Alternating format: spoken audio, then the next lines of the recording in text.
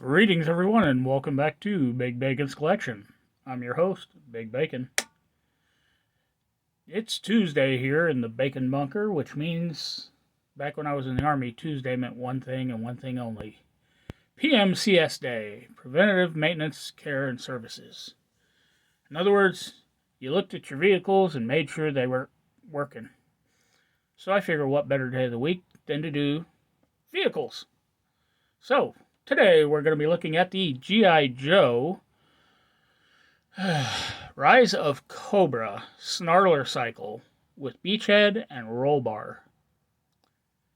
Now, the Rise of Cobra series had a couple of things that they were well known for. Number one, no stands for figures. Gotta love that. Number two, taking iconic vehicles, changing the look, and then labeling them as something else. That's not exactly the case here, but, the third one definitely is true. And that's instead of kit bashing together a new character, we're just going to take the entire figure that already exists, change the color, give it the exact same weaponry and gear that it came with originally, but give it a new name. Hence, why we have Airborne as Rollbar.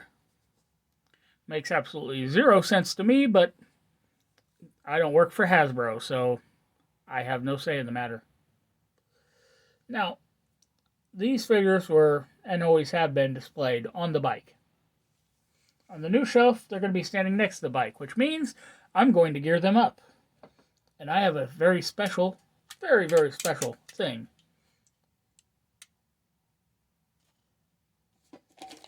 Their accessory pack has never been opened.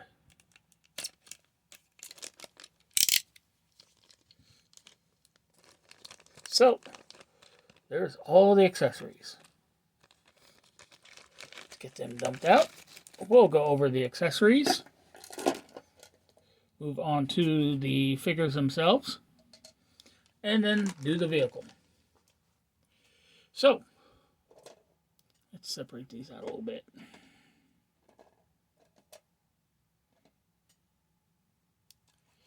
I'm not sure which pistol goes with which guy, but we'll just randomly. Okay, so let's start with Beachhead. Beachhead comes with the exact same backpack that his 25th anniversary version came with. It's got this divot here to hold the crossbow. They do have a paint detail on the bottom. They've painted the rope. And, yeah, I mean, it's actually rather neatly on there. It's not oversprayed or anything. No color bleaching through. Standard back peg. We've got the two-piece crossbow, which is the bane of existence for all living beings. Got a slider in the front, tab it in the top. All in all, it's actually more bother than it's worth. Now, looking at this is a different crossbow than the one that came with the 25th. 25th one had an actual handle underneath. This one it's just weird looking. Focus. Come on, focus. Well, he comes with his rifle. Now, the amount of detail in this is quite nice. Textured hand grip. What looks like front iron sight. Got a bayonet clip on the bottom there. Extended magazine. It's even got the fire selector switch.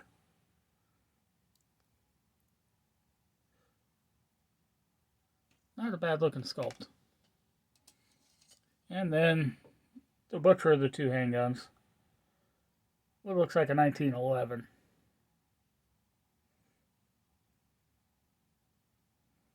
Sculpt on it's actually very plain looking.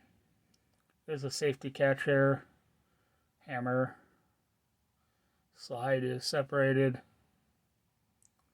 rivets in the actual handle, the grip. The vehicle itself comes with a fancy schmancy gold missile. Now moving on to Rollbar. He's got, guess what? It is Airborne's backpack, but in a different color. Paint details. On this side, you've got a pouch of some sort.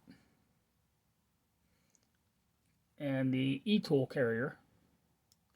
Now, why they're painted in such high gloss, I have no clue. But the detail and sculpt on it is quite nice.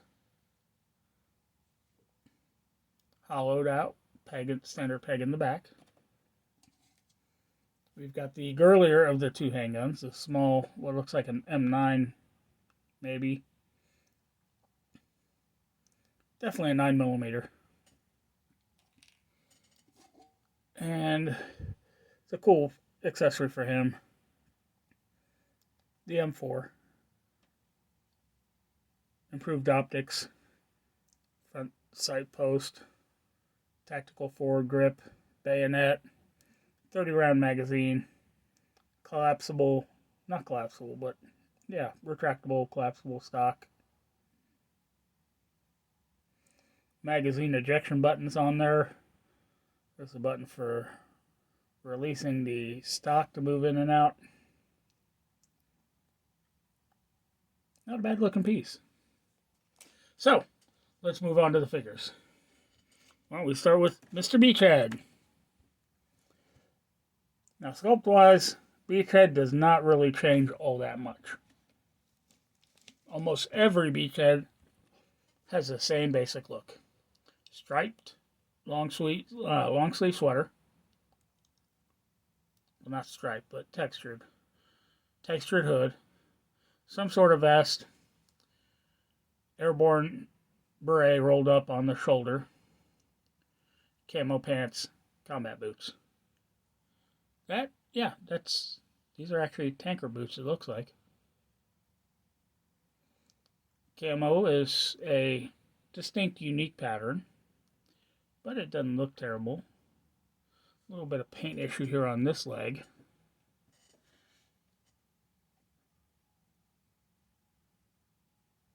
Got the thigh holster on one side. I can't even tell you what that's supposed to be. Lots of magazine pouches up top here. They've gone through and added the silver paint to the buttons and rivets. And yeah, it's a little sloppy in some places. But the fact that they even attempted it, I like it. The belt has that bright silver buckle and a gold grenade. Okay, I don't know about you, but I've never seen a gold grenade in my life. Got the Joe emblem from Rise of Cobra right there on his shoulder. Hole in the back for his pack. Some more of that bleed through all over the place on this camo pattern. That's what it was up front. And then there's a couple spots where it just didn't paint at all. All in all, the figure looks good. It just... Oh, let's do the articulation. I almost forgot. Ball joint up in the head allows for virtually no up. Got some down. Side to side movement. And even a little bit of tilt.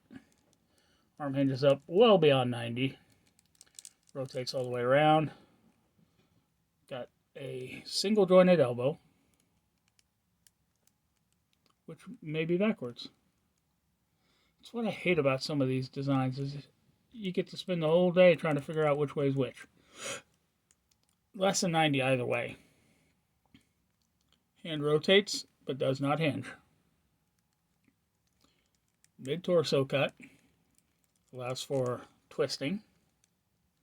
But you get no real front and back. Well, maybe a little, but it doesn't hold. Standard T-hook down at the bottom allows for leg to go out that far. Forward only that far. Back just a little bit. Double jointed knee has great mobility. There's no boot cut, but there is an ankle swivel. And then it hinges back that far,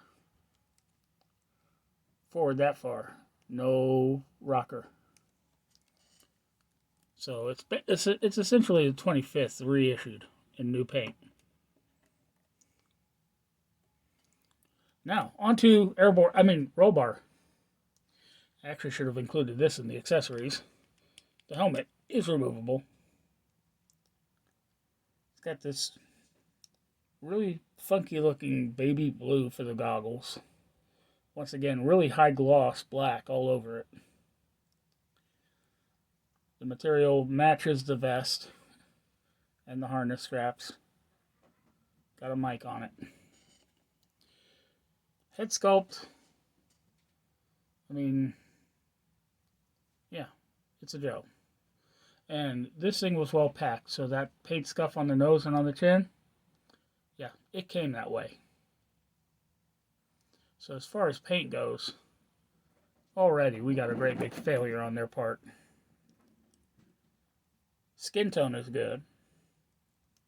The vest is a separate overlay. As you can see, it is removable. I've never attempted to remove it. But these things, once they pop, you might as well pray that you can get it back together. Because one thing they don't like to do is close back up. The leg harness itself is also removable. It has its own pin, which at the moment I'm having a very hard time making work. Got sculpted in knife on the chest. A silver grenade in this case. More of that really high gloss black. Comes around, same straps on the back. Got a rappel harness. For a guy riding in a motorcycle with the name Rollbar, you would not expect that, but don't tell anybody. This is really airborne. Sculpted holster on the thigh. And looking at this, I'm actually thinking the bigger gun goes with this guy. Got this two-tone gray camo pattern. Almost like, well, actually it's three-tone. Almost kind of like what Firefly has, kind of an urban camo look. Nicely sculpted pockets on the pants, knee pads, look good. Boots. I've never seen boots like this before, but they look nice. Gloves are in that really high polished color too. So let's go ahead and check the articulation on 25th anniversary Rollbar. Head is on a ball, so you get a little bit of pivot. No up and virtually no down because of how this overlay sets. You can turn it, but it does, you know what? It scuffs the vest. That's probably what damaged your chin. Arms articulate well up beyond 90. Rotate all the way around. Single jointed elbow comes up less than 90. Hands rotate, they do not hinge. Mid-torso cut underneath the vest makes it very difficult to get any real movement, but you can twist. Standard T-hook for the legs. Let's see. The one without the holster comes up surprisingly far, but then again, it is unhooked on this side, so comes out pretty well. Back a little bit. Double jointed knee, has great range. No boot cut, but you got an ankle pivot. Foot hinges back really far. Forward a little bit. Alright. So now that those two are out of the way, let's check out the Snarler cycle. Now, as all things go, that big giant cannon is unsightly. It's also where the magic golden missile goes. And somewhere on here is a button that fires said missile.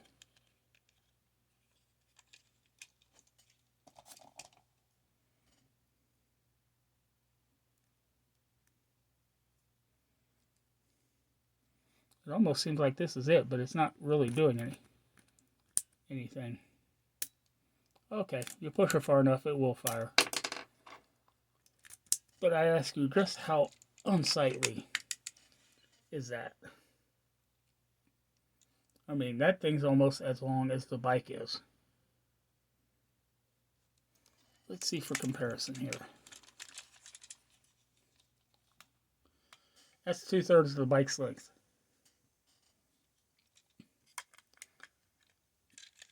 You know what? I will probably not even put that on there. So long, goodbye. So sad. Tell your story to the next guy.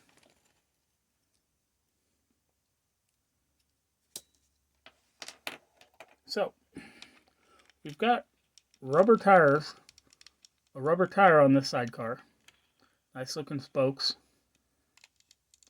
mounted machine guns, sculpt is okay on them, got the ammo boxes there in the rear. It's got this fake black sort of windscreen looking thing. It is just painted, it's not translucent in any way. Inside you got some diamond plate design on the floor. It looks like a nicely padded seat. The rear got a light, a running board. Stay back. Probably because if I fire the missile, it'll blow my face off and knock you off.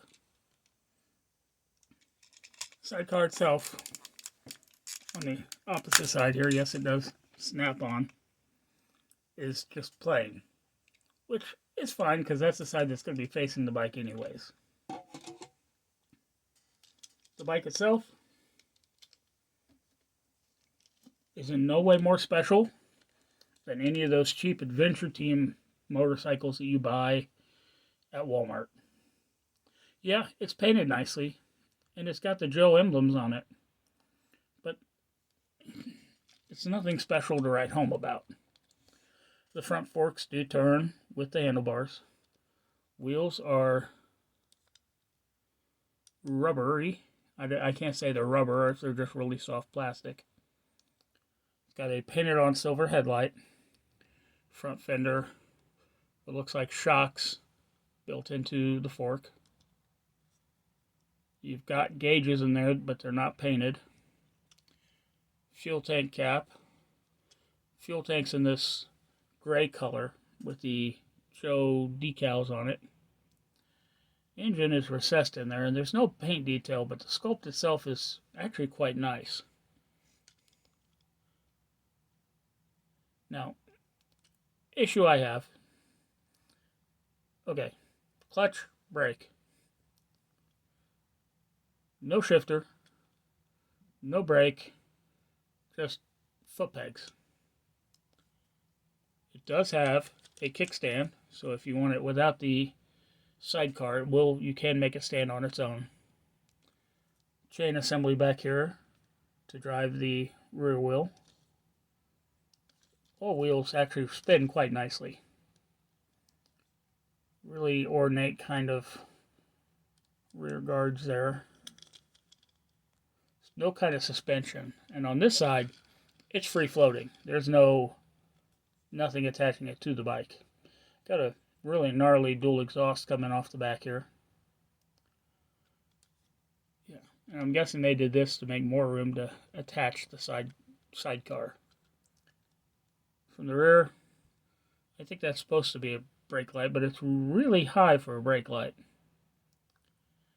It's not a bad looking piece, not a bad little vehicle, but definitely not the top tier vehicles. Then again, most of what I've reviewed on here is not top tier. So let's get these guys geared up.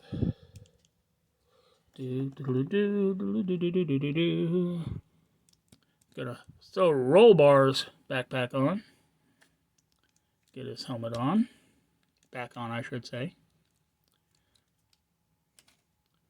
Put this big old gun into the big old holster.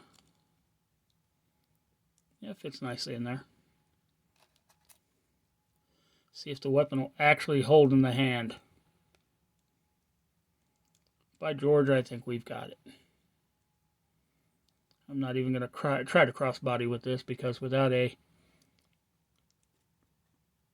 butterfly joint all you're doing is bending pegs. So, before we put the backpack on him, let's see if this will fit like the old one did.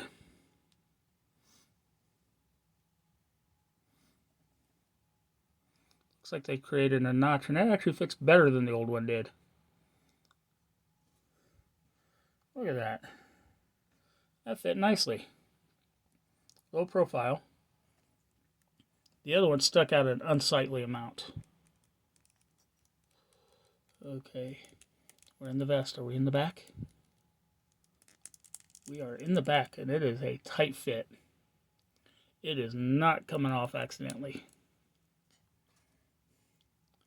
Sidearm into the holster. Yeah, the other sidearm would not have fit in that holster. Sorry, I was wrong. And with the bulkiness of his vest, he's not going to be holding his up too well either. So, there we have it. Beachhead, Rollbar, and the Snarler cycle. So without any further ado, let's get everybody up and on the shelf.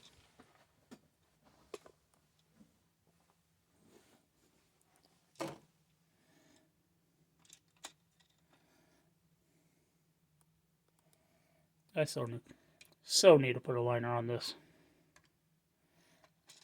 I keep seeing just stuff falling through. And, you know, collector anxiety. And there we have it. The Rise of Cobra Snarler cycle with Beachhead and Rollbar. Once again, I thank you for tuning in. Be sure to subscribe, like, share, comment, hit that notification bell, and I'll catch you all next time.